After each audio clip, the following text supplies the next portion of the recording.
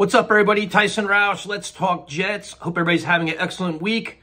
Thank you to everybody joining us last night on our stream. Our Halloween special did not disappoint. I have not laughed that much in a long time. It was wild and wacky, and man, it's crazy. So thank you for the support. We definitely appreciate it. Today we got some news. It looks like Dwayne Brown is going to be back in practice and back in game action much sooner rather than later, which is good news and bad news, I guess, right? The good news is it looks like he's going to be going back to left tackle. Sal keeps saying the best five are going to play. He's easily one of the best five on the team. But the bad news is it looks like Mackay, who's starting to get comfortable at left tackle, minus the Giant game, is going back to right. So I understand why fans can be upset. I guess you got to look at what's the drop-off. Like, how much of a difference at left tackle is there between Dwayne Brown and Mekhi Becton? And how much of a difference is there between Max Mitchell and Mekhi Becton on the right side? So I guess it's probably a significant difference, we're being honest. So I see why they're doing it. But you got to feel for Becton, man, where it's like this guy, he's working his ass off. He's going back and forth, and he's in a contract year. He wants to make as much money as humanly possible. The versatility is definitely a selling point, but he wants to be solidified at left tackle. You don't want to be keeping it jerked around. So it sucks, man. It's like a real situation. But in the press conferences today, Mackay handled it like a pro. And even Dwayne Brown handled it like a pro. Dwayne Brown's like, I just want to play, man. But I think he's trying to be like that team guy, but I can't see Salah changing his stance, where his stance the entire preseason was Dwayne Brown's a left tackle, till all of a sudden, throw him on the right. And I understand the whole Jason Peters comparison where he changed positions late in his career, but I just don't see it happening, man. I think they're just going to stay with their initial plan.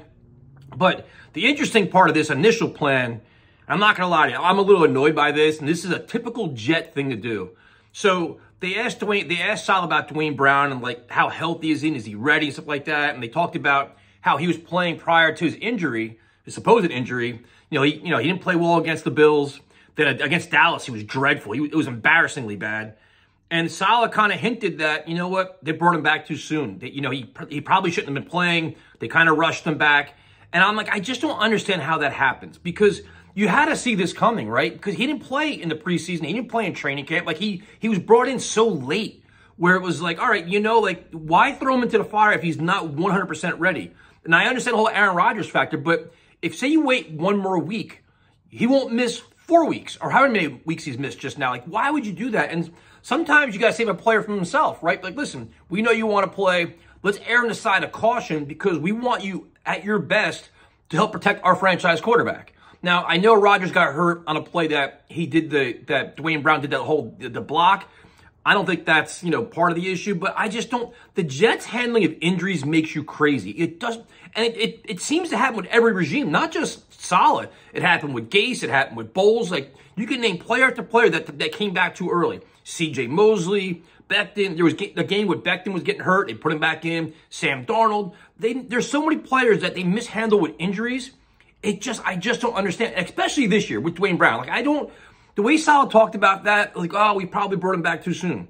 You have all these sports science guys. You have all these nutritionists, all these analysts evaluating all your players.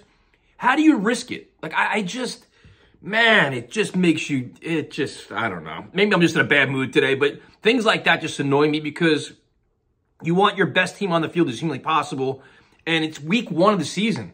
And you knew week 2 in the Dallas game, you knew something was wrong, and they didn't give him help, which the adjustments made no sense either. Like, the same thing you saw with Mekhi Becton and Thibodeau. Like, put a tight end over there, put a running back in the backfield, put a fullback there, change all these different things. But we'll see what happens with this offensive line. I truly hope Tippmann is back. Salah won't reveal his hand with that. He's kind of like playing coy with it. We probably won't find out till Sunday, I would guess, if Tippmann's going to be ready to go, or maybe even Monday. So let me know what you think. Looks like Mekhi Becton's going back to right tackle, and I'll talk to you later.